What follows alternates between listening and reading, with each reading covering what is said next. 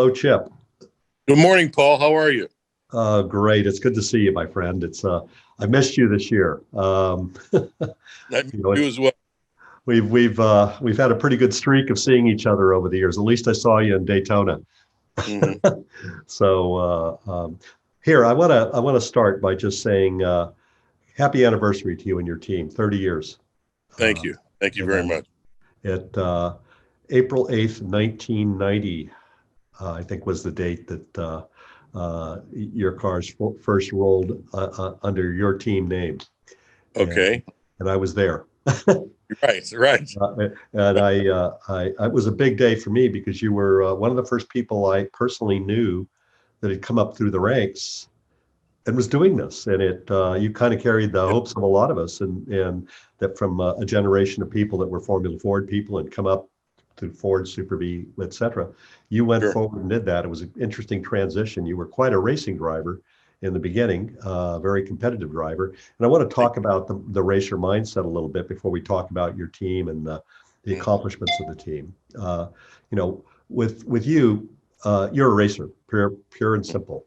And I want to understand from you how much of that uh, mindset when you used to cinch the belts down and go racing, how much of that directly translates to what you do in managing this business?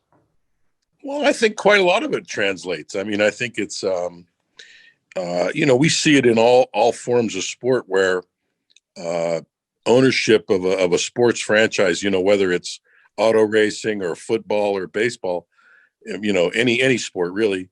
I think the people that the ownership that brings the most to the sport or to the team is someone with some hands-on experience. I Mhm. think let's face it, Roger was a race car driver. Uh, Yeah. I think I just think you have to bring something like that along with you in any sport. You know, uh, uh, Jimmy Johnson started. Jimmy Johnson from football, I should say, Yes. uh, played the game, and he Yeah. was a Yeah. in the game. Same with Jerry Jones from the Cowboys. Played the game, and so I think in all sports, if you've played the game, you bring some intrinsic knowledge along with you that that translates. I mean, and let's face it, I've been racing. I started racing cars that were about this big, Yeah. little cars when I was 5 years old, way before I met Paul Fanner, and Just a few weeks before, apparently. right, yeah, and but just I started racing, HO cars and then slot cars, and go karts and snowmobiles, and just raced a lot of things, and each one of those was a little building block along the way to what you see today. Oh, that's a great point. I can tell you that's my experience as well. I think that's exactly my path. Mhm. And I think that's something we all have to consider in motorsports. Now we have the additional tool and really a powerful one of esports, but that physical connection to what it feels like to compete with someone is energizing. When you're racing a slot car with your buddies, Mhm. you get a sense of the pressure you're under. It's a Sure. little, it's addictive. Yeah. And tuning the car, going and buying. Well, you had to learn how to spend money. I say Right. that's the first lesson of racing is learning how to spend money on the things to make the car go faster. But I also think the one competitive, DNA, the DNA of competition, uh, you know, learning faster than your competition, applying what you learn, learning from everything. Failure is a great teacher. Sure. Uh, and I've Yep. seen that in your team. I've seen you have years that were difficult and you come back strong. And I've seen you learn new disciplines of motorsport. You Mhm. went into NASCAR and won the Daytona 500. You went to Le Mans and you won. You won multiple championships in Grand Am in IMSA. You've been an absolute top level team in everything you've touched. And I think it starts with that spark of childhood of being competitive. No question, and it really dovetails in what you were talking about prior to the start of me coming on this morning. I mean, racers, look, we've all adapted. Look at what's happened with the pandemic, Yeah. and what a better group of people to figure it out how to do it than a group of racers, right? I agree. We've all known we've had to work harder than the traditional stick and ball sports for many years. We've had to work harder to achieve our goals. We don't have the public money that they have made available with arenas and stadiums and what have you, or we're not race teams are not public entities, and it's so what a better group of people to be challenged to bringing something forth during a pandemic than a group of racers, whether it's the teams getting back on the track or whether it's e-part trade. I mean, it's your team there putting events like this together. It's all just a group of racers, and when the wind changes direction, we just reset the sails. Yeah, that's exactly it. We don't complain about it. We're to reset the sails and okay, we have to do this now. Okay, we do that. Yeah, I think that ability to adapt and be in the moment, I think it's one of the most important lessons I learned when I was racing. I had this fellow who was he's a tough guy, this Mike Hull character. I think the fact that I'm remotely viable as a human being is a result of my good fortune in meeting Mike. But I had a couple of interactions with Mike early on, and I would be very good at making excuses about why I wasn't a little bit quicker. And Mike, with a cackling laugh, would say, I'm confused here, Paul. I thought you wanted to be a racing driver, but it appears you want to be an excuse maker. And he once said to me, when I was frustrating him, you got to remember, racing is truth. Right. And I think you could find that you have to tell the story, Paul, about getting your license. Okay, we'll do that. I think the world needs to hear that again. The world needs to hear that, I think. Yes, I think so. Well, I of course had the best looking driver's suit and helmet, which I thought made me a racing driver. And I would stand in front of the mirror and think, God, I look good. I'd get the James Hunt hair flippy going and just think I looked awesome. And so I show up at the driver's school after I'd had one partial driver's school, car broke, but I come and I think I'm going to get my license here. I don't have to do the whole 2 weekends. And Mike's my driving instructor. I know Mike, I already know him. I'm going to be a sign off. So I go out and I do the 2 days of the driver's school, and I hand him the logbook to sign it off, and he hands it back, and it says, "Nice job on the straights. Needs work in the corners." And yeah, that sums up my life. But it was really, racing is truth, and yes.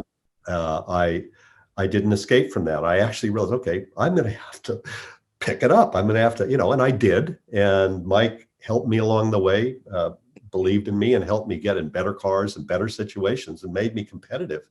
But it broke that chain of delusion with humor.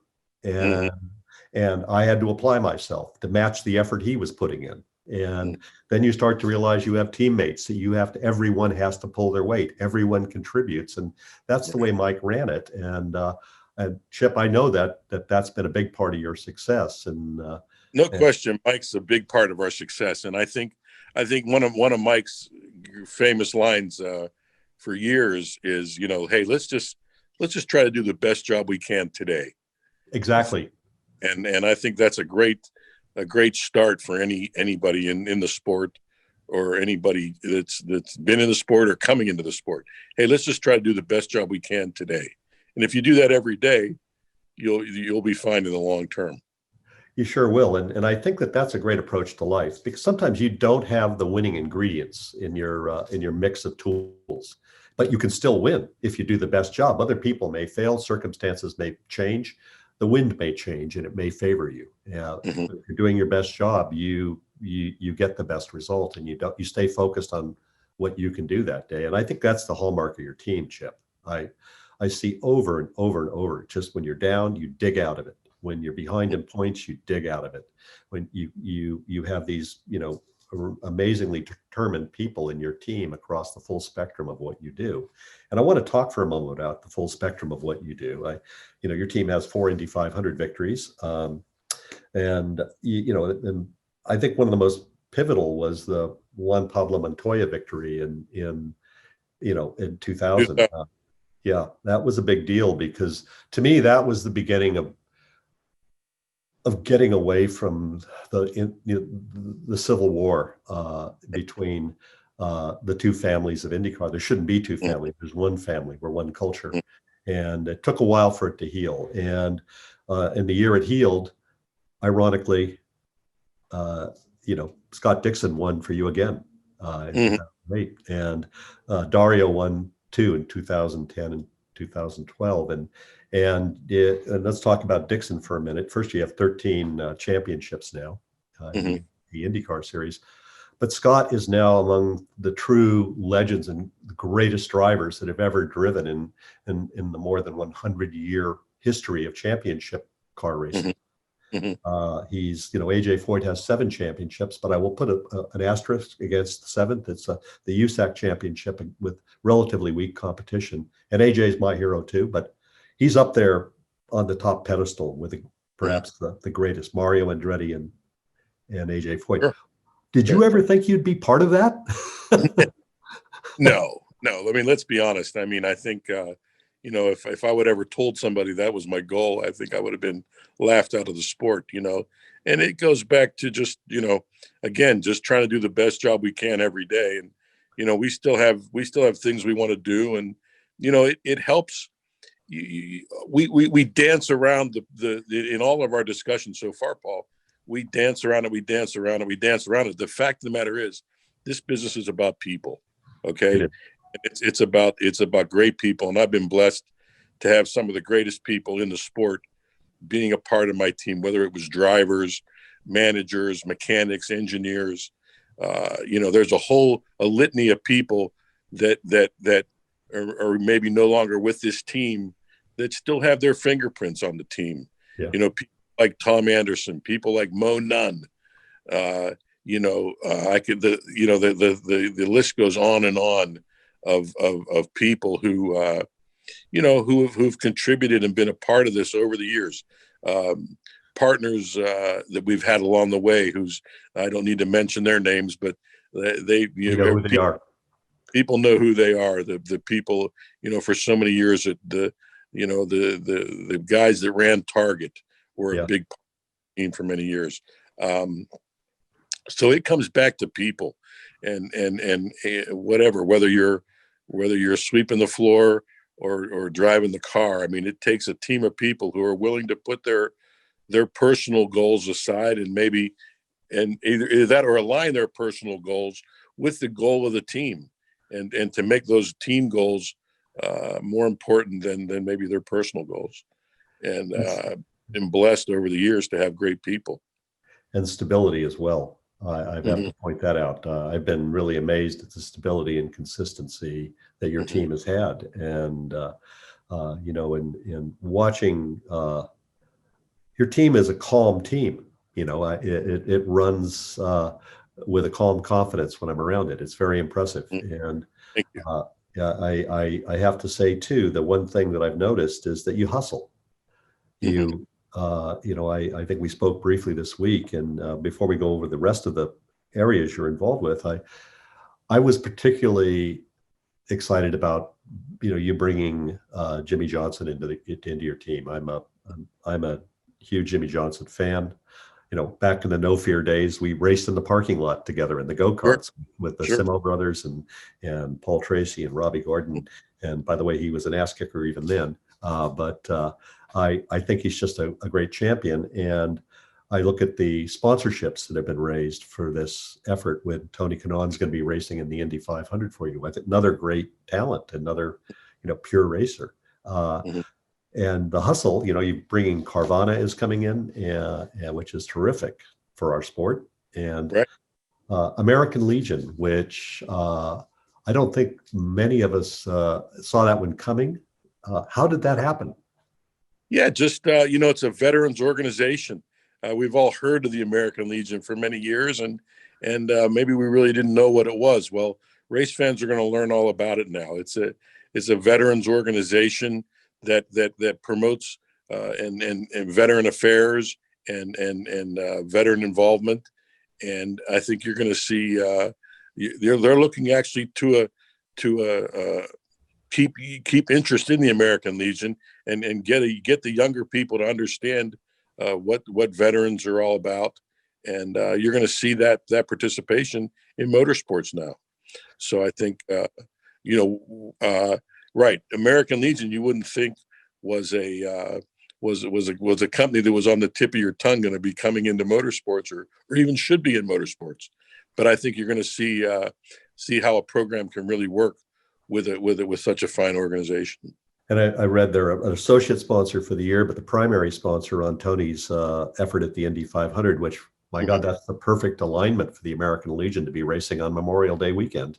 Sure. Yes. And few people know, and we worked on the centennial of the Indy 500. Joey Chitwood hired our company to help plan initial planning for the centennial era. And one of the things we kind of, just learning about it, most people don't know American Legion nearly moved on buying the Indianapolis Motor Speedway before the Holman George family did, and they looked at it very seriously. And there's a thread of American Legion involvement in motorsports. One of the first motorsport event I ever saw was a very fun go-kart race my father took me to. I grew up in a military family, and it was organized by the American Legion when I was a boy. Sure. That was my first exposure to motorsports. So, with this, I think that, all of us are looking to expand audience, and there are 2 million members of the American Legion. I think they have 13,000 outposts, a lot of racing fans of the American Legion. Yes. I look at this as a potential growth engine for our sport. No question. So I think it's a great move, and your hustle and your team's hustle, always finding the next sponsor, putting the next deal together. You're now racing with 3 different manufacturers. How do you keep your hat straight, Chip? Well, I'm open book is how I do it. Everyone knows, all the other manufacturers know beforehand what's happening and where we're headed. I mean, it's no question. I like the different facets of the sport, and I love them. I love to be involved in the different facets of the sport, and all the car companies have their opportunity at each one, every one of them. If they're involved or not, our current partners are always available or made aware that these programs are available to them if they wish. Well, that's the way to do it, of course. But the fact that you have the hustle, you're looking for things that challenge you. You're moving into Extreme E, which I'm personally very excited about. Extreme E. I think it's the shape of things to come, not only in the competition, but the fact it's primarily viewed, they're creating a story platform. Right. Plain and simple, they're telling a story with what they're doing, and it's going to be quite an adventure and quite a story. And you're at the forefront of it. We sent George Tamayo, our creative director, out to cover your first test, and he came back very excited and impressed. Tell us about that, how it came together. Yeah, just obviously knew Alejandro Agag from early on, many years ago in racing, and ironically, when Formula E was getting started, and Alejandro came at us and asked if we were interested, it sort of fell right on top of the Ford GT program.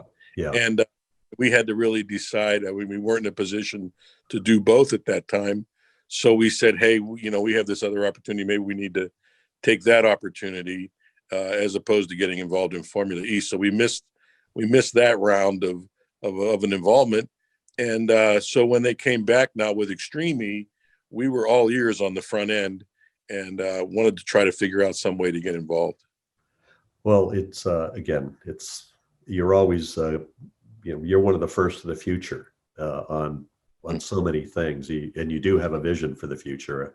I think everyone needs to look at the fact you've done this and understand that whenever Chip Ganassi lands on something, that's something everybody should be looking at. And I'm looking forward to great anticipation here with their first season. I think it's going to be epic.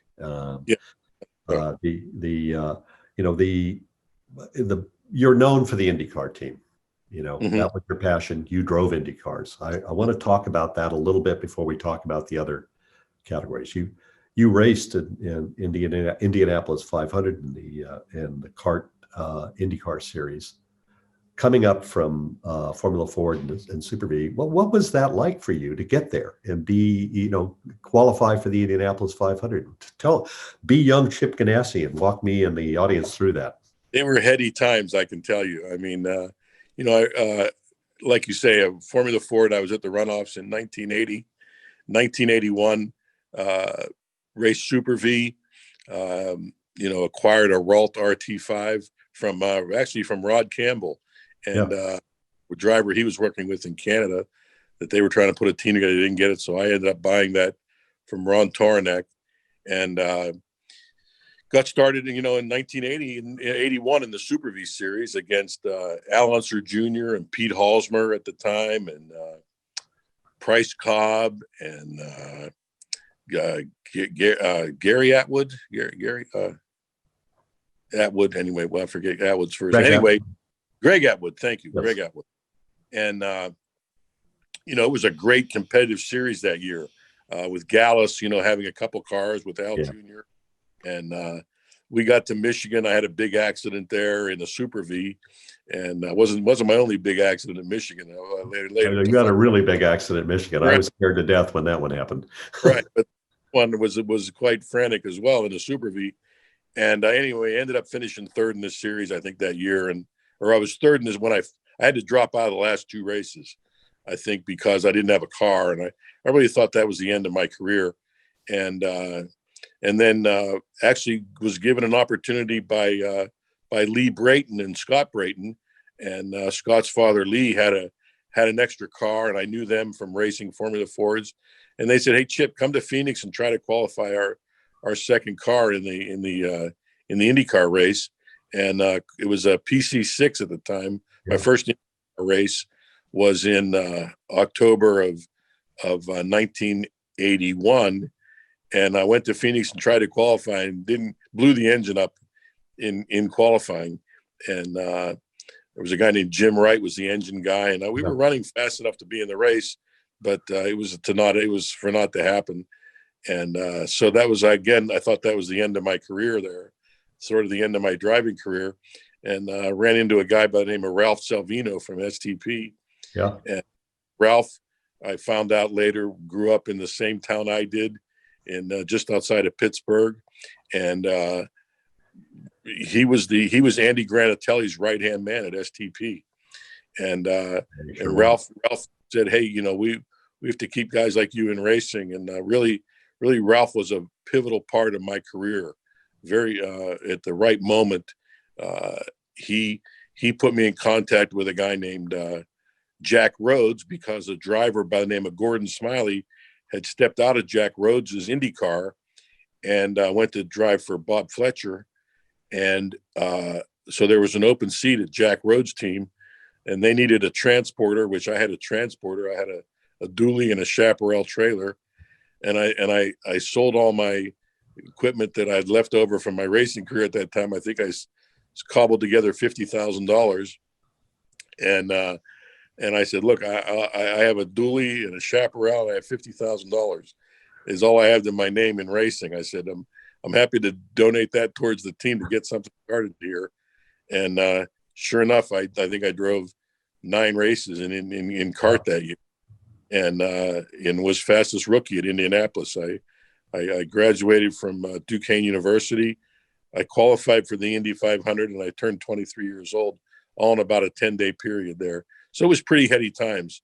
And unfortunately, Gordon Smiley was killed there that year in qualifying at Indy. Yes. And it was a tough road to hoe. Then a week later, we lost Jim Hickman. Yes. Raced in Formula Ford and Super V with. And so it was a different time in racing then. And it was an unfortunate time. And that was the beginning of my IndyCar career in 1982.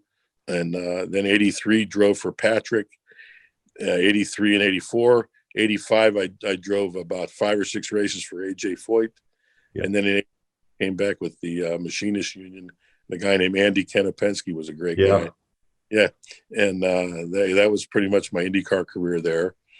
And so, IndyCar has always been close to my heart for sure.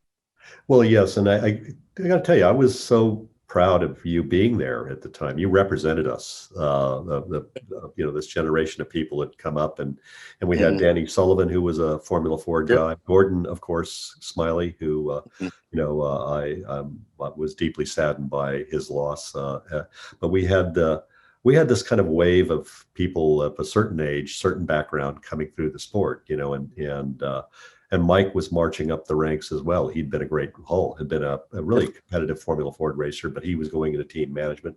Pete Halsmer, who was a Formula Ford guy, one of my friends, had come through. It felt like, on a personal level, it felt like, quote, we were taking over the world, and it was a great thing. And We were. it was a great feeling. And I have to say, though, that there was something about you that you had more in you. It was, you've always, I've always admired your intellect and your humor, Chip. But you don't have a shortage of ambition. And when was it that you really started to think that this team ownership thing is for me? Well, it was when I was starting to work for my father in his business. I realized how hard that was. I thought, Yeah. I got to make my own path here. And I loved your dad, by the way. Your dad was such a great guy.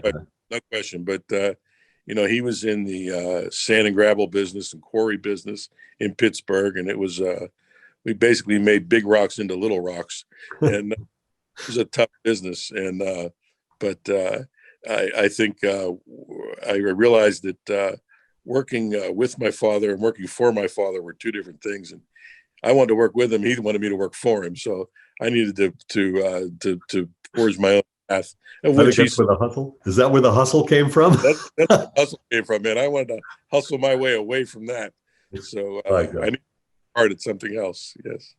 And that, that this path, it's an improbable path to, where you are now. I so value our friendship over the years, but I look at you as one of the wonders of the world and what you've done in terms of, you found your voice, the you that was really in there when you were a racing driver, you were able to channel this into something really spectacular here. And that, it started off all right when you first had your, I think you were a partner with Pat Patrick. Well, yeah, I bought his team and we were partners for a year or two there while I was buying the team. And the partnership was, once I paid for the team, the partnership was over. Yeah, that's right. But you started off well. I think a Formula Ford driver named Emerson Fittipaldi won the Indianapolis 500. Good start. Actually finished second in 88. Yeah. 80. Let's see, you got involved there in 80. Let's see, late 87. So my first year with Pat, we were partners in 88 actually. And we finished second at Indy that year and second. And then of course, 89 won Indy and won the championship in 89. But on April 8th, 1990, Chip Ganassi Racing with Target sponsorship, beautifully presented car. It was a year-old Penske, correct, that you were running? And Eddie Cheever, straight out of Formula One, was driving the car, and so began the journey. And when you were standing on the grid for that first race, what were your goals outside of let's finish this race? And what did you see for yourself in that first year when it was your team? Yeah, I vividly remember thinking, I just need to get through this year of 1990, and I was just hoping that I could be around in 1991. It was really, was really my goal. I mean, it was, let's just get through the year here, and we brought in some exciting talent. We sort of went outside the box and to look for a driver, bringing Eddie Cheever over and Formula One, and Eddie was an American living in Europe and had plenty of experience, and it was I think a feather in my cap was taking Eddie to Indianapolis and teaching him how to race there, of which he went on to win there, not many years later, when he had his own team. Yeah. But I'd like to think my fingerprints were a little bit on that about some Of course things they that were. we Minneapolis. Sure.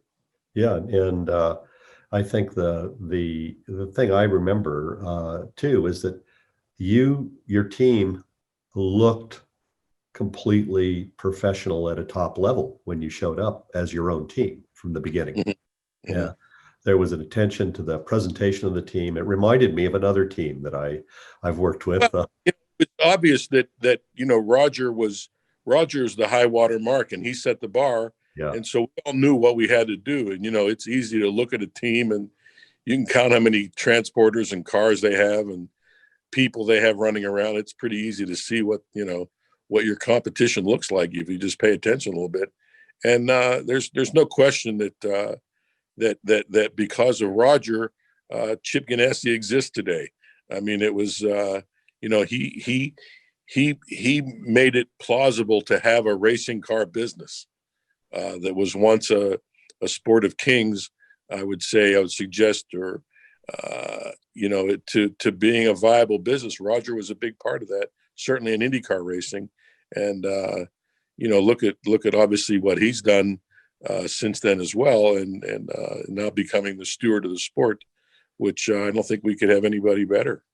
I agree, and I'm so glad you're not making big rocks into little rocks, Right. because we would have missed all this amazing history. And Yeah. I think that the another big change in the team came at the end of the 1991 season when I believe Mike Hall left Patrick Racing, and you brought him into your team, if I recall. It was during that year that he was Sure. maybe running with another team, but you bought Mike in around that time, didn't you? Mhm. 1992, Mhm. 93. Mhm. Yes, and the rest is history. I mean, I think we took on a second car then, Yeah. and Mike, we needed somebody strong to run that car, and that's how Mike came into the team. And I think that, the appetite for, just the ambition is what's so admirable about you, Chip. You just got fight in you to keep growing and going. And, you had your sights on NASCAR. Tell us how NASCAR came around, the NASCAR team. You have an operation, your COO, Doug Ducart, who I know through General Motors, is Mhm. in the Charlotte operation. Tell us about how that came to be. Yeah, I mean, I was, it was obvious to me that, that the people that were uh, the people that were putting the money, a lot of the people that were putting the money into IndyCar racing were the same people that were putting the money into NASCAR. Whether it was the Budweisers of the world or the Goodyears or I'm trying to think of other people at the time that, Winston, the tobacco companies, maybe not, Winston and Marlboro were different, of course. But you had a certain group of people that I knew, Pennzoil. Uh, you had all these people that I knew that were in IndyCar racing that were really taking care of the budget for NASCAR as well. I think, and then we would win a race in Indy cars. We won plenty of championships in IndyCar at that point, and we'd win a championship, and the next day I'd pick up the paper and it would say, Chad Knaus, his wife, are getting divorced in NASCAR, and underneath that it would say, and oh, by the way, Zanardi wins the IndyCar championship. So I was a little disappointed to read it, but NASCAR at the time was in a huge growth period, It and was. they were getting a lot of coverage and a lot of times, and it was obvious to me that if you were in the United States and you want to say you were in racing, you needed to be in NASCAR. And that was really the impetus for me to get involved. Was I couldn't look people in the eye and say, hey, I'm involved in racing. Oh, but by the way, but I'm not in NASCAR. Yeah. So And I remember too, we had the split at the time, uh, and I never was, really, because of the split, you never knew if IndyCar racing was going to survive even at the time. There were a lot of unanswered questions there, and I had a team of people that, I felt a responsibility that I brought them this far, and I didn't want to have to tell them to go home. that's a great point. I think we all feel responsibility to our teammates, and you in particular.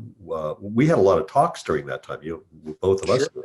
I had Sure. similar challenges, and we're enduring similar challenges now. It's tough to be viable as a media company in this environment. Sure. And I think that what I was impressed with you, though, you didn't come from fear. You took action. Hmm. You basically knew what you could control. You had good relationship skills. You had vision. You had a pedigree from winning these championships. You had a sense of inevitability if you would go into NASCAR, and you Hmm. put a great plan together and attracted a manufacturer partner, and Hmm. there you went, and the rest is history. And tell us about that team now. You're going into, you had a bit of a turbulent year this year, but Yeah. but you have some great sponsors and partners and Yeah. drivers going Yeah. into 2021. Talk to us about your NASCAR team. Yeah. I mean, it's I'm very proud of it. I mean, certainly with Kurt Busch leading the effort with the monster car. Kurt's become a great leader. He came into our team at a time when we were in a growth period, and then we sort of had we had a hiccup along the way. We had a sponsor leave us at the beginning of 19, I think, and was involved in, you can't lose these sponsors in the middle of the season. It's pretty hard to turn the faucet off on these race teams once you get going for the season in terms of your spend. And so we took a little bit of a body blow there, and then we turned into 2020, and things got started off real well. We were looking for, two strong cars with Kyle Larson and Kurt Busch. And then of course, Kyle had his incident on iRacing, Yeah. and again, took another body blow there. And, but Matt Kenseth came in, did a yeoman's effort with coming back into the sport, being a year off with no practice or qualifying at every race. And, we hobbled that 42 car through the year. And, but then of course we put Kurt back in the playoffs for the second year in a row, and, got him up to, the final, we made it all the way to the final race before Phoenix. We were in it, and we didn't make it to Phoenix. We were down to the last 8 to make the 4 for Phoenix, and we didn't get there. And but very, very proud of our NASCAR team and the effort they're doing. And we've signed Ross Chastain for 2021, and again, going young, and a guy with some runway, seems to be a fan favorite, and is a sponsor's dream. So we're pretty excited about Ross. Well, what I love about Ross is, wasn't he a watermelon farmer? Yes, yes, He is. Still is. is. I think that's fantastic. I mean, this. We've got a guy who could be turning big rocks into little rocks, running a watermelon farmer at the top level of the sport. I think that's a really great American story, and and he's a brilliant talent. I mean, I watched him in his first few races, and that guy found the front immediately. He was yes. Yeah, he's just he's very impressive, and it's great. And I'd like to talk too. You're coming back into IMSA this year, and I'm happy to see that. How did that come about? Yeah, I mean, obviously I've had an interest in sports car racing for a long time, and again, road racing near and dear to my heart, and got involved way back when, won some championships there, won the 24 Hours of Daytona a bunch of times, and really had a great run with Ford there for 5 years with the GT program, starting in the prototype class, transitioning into the GTLM and GT and in the WEC. And we were out of sports cars for 2020, and an opportunity came along to get back involved with General Motors for 2021, so we jumped at it. And here we are. In fact, we just announced our drivers this morning. I'm not sure if you're aware, but we've signed Kevin Magnussen, out of Formula One, and Ranger Vandersand to be our 2 drivers. And of course, we'll sprinkle in driver that you can imagine. We'll sprinkle in for the longer races. And so we're pretty excited about that Cadillac program for 2021. Well, that's quite a strong lineup. And yes, I wanted to see if this word was out, because I'd heard that this was possible, and I looked at Racer.com, and there is the top story is your IMSA lineup. And wow, right. Paul, I need to ask one thing. I need you to talk for about 1 minute. I'm going to excuse myself, and I'll be right back. Okay, no worries. Okay. Take care. All right. So as Chip is off doing whatever he might be doing, I'm trying to figure out what that portrait is behind him. But I do want to say one thing is that all the years that I've known Chip, he doesn't hesitate to go and get things done. And just the very signing of Kevin Magnussen, that's a really Chip Ganassi move. And when we look at this, we have to wonder what comes next for Kevin Magnussen. I know he's going to be in the IMSA team this year, but that's a top level. That's a person that could compete and win in the Indy 500. And Chip knows talent and spots talent and brings it forward. And I've always appreciated the fact that he really does run a merit-based organization. I think that's how racing should be. A few years ago, he had a team that had expanded to include people that were effectively paying to be there, and not disrespecting them, but they would not have been on the top list of people choosing a driver. They would not have been. That's the person I need to win a championship. And Chip and Mike and Doug and the team at Ganassi, they choose talent over dollars every time. And that to me is what makes them on par and a direct competitor to Team Penske in the arenas they race in. That's the way Team Penske rolls as well. So I think that's a lesson all of us can take. And I think more importantly, when looking at a team like this, the stability in the actual operational side of the business, year in, year out, has been remarkable. People stay, and the right people are attracted to the team because of that. And did you just sign another driver, Chip? I was actually, no, I was just making sure my battery, I didn't want to run out of battery on everybody here this morning. Oh, that's right. I just, we were just talking about Kevin Magnussen and the fact that you spot talent and you grab it. And right. That's a very talented racing driver with potential Yes. beyond the IMSA WeatherTech Sports Car Championship. What a great opportunity for us to have, and even have the opportunity to have a driver of Kevin's magnitude to come to our team, from Haas Formula One.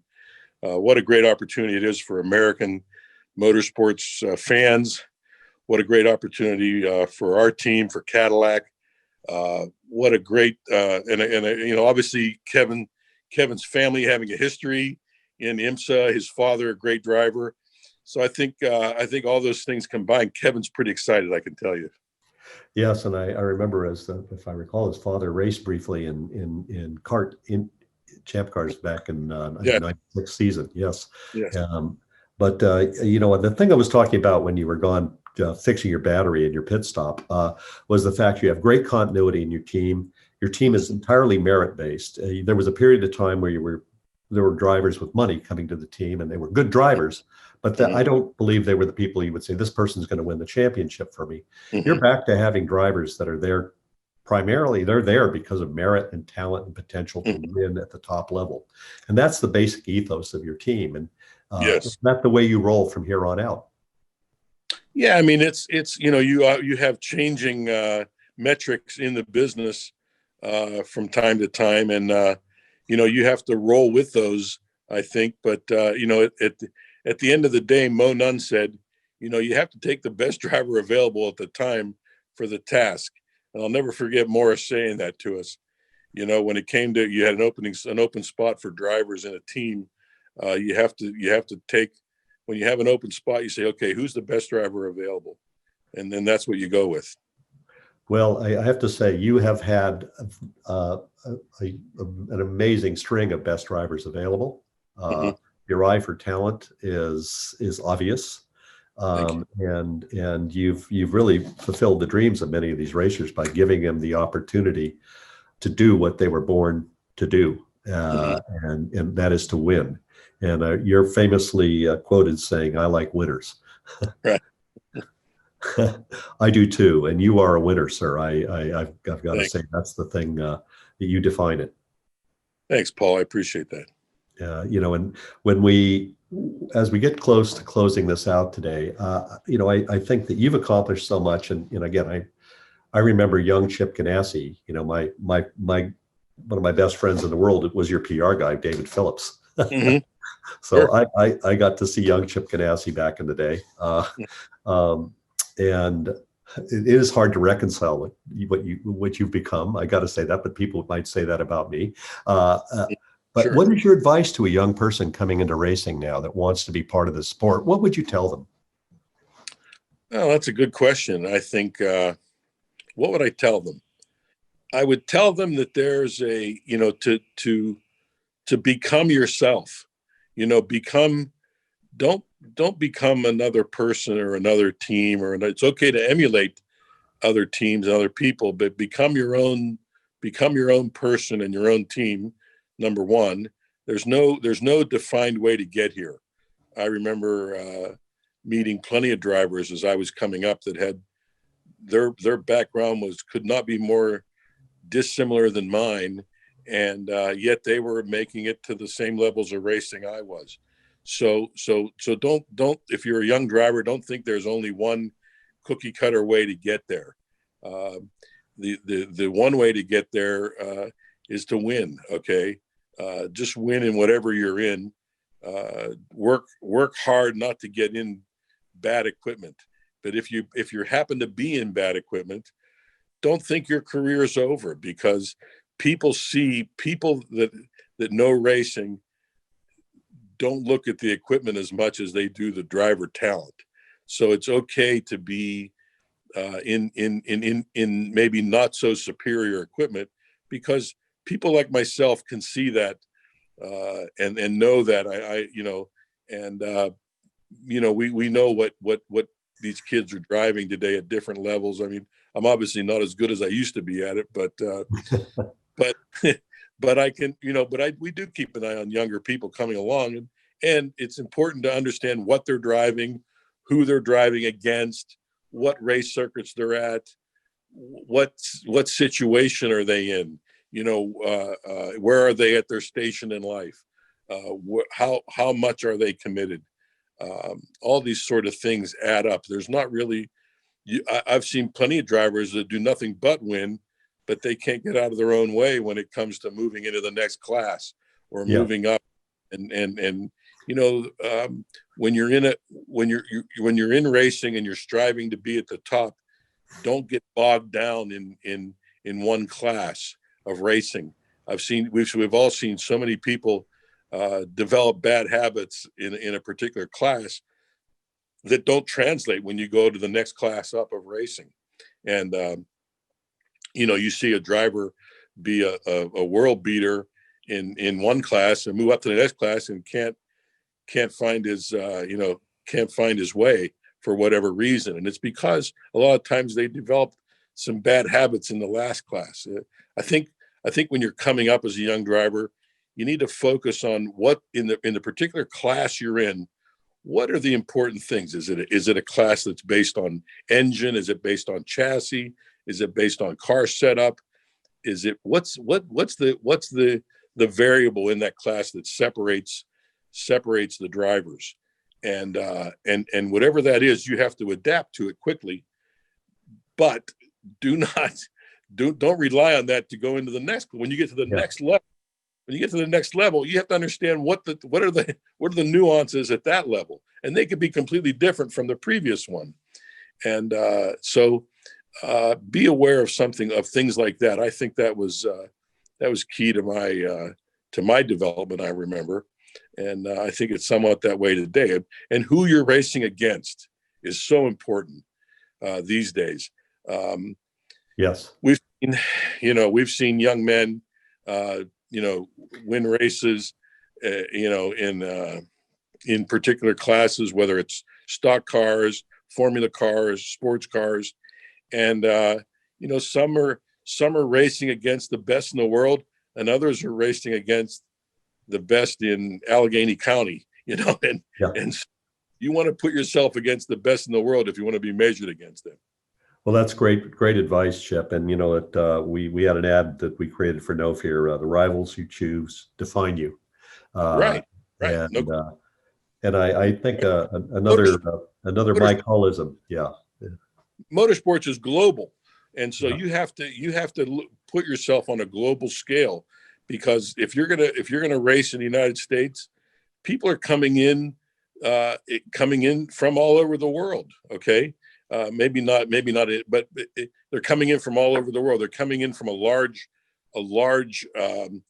apprenticeship. Whether in NASCAR, that large apprenticeship, or the Saturday night tracks all around the country, thousands and thousands of drivers looking for their opportunity in NASCAR. Same in Formula cars, thousands and thousands of drivers from around the world looking for their opportunities. So you need to think on a bigger scale than your local track, where you might be winning every Saturday night. You need to pit yourself against the best, and some people are willing to pick up a move to do that, and that's what it takes if you want to be at the top. That's the best advice. By the way, I've heard in a long time, all of this. And Mhm. thank you, Chip. Thank you first and foremost for being my friend all these years. I feel like you've been a companion on this journey through the sport, and I really appreciate you. It's a great thing to look at our parallel paths and compare notes from time to time, and but our friendship endures. It does indeed, and I'm really proud of you as a person and as a business person for the leadership you've shown, and your insights were invaluable today. Thank you so much for joining us. I appreciate it. So please say hello to Mike for me and Scott. I will. Thank you very much. Thank you very much, Chip. The beauty of Zoom is I'm listening here and thinking Chip is talking to me, and that's really all of us here watching you. That's you're such an inspiration for all of us. So thank you for everything you do for the industry. Yesterday we had the racetrack and sanctioning bodies and the team owners. You guys are the backbone of the industry.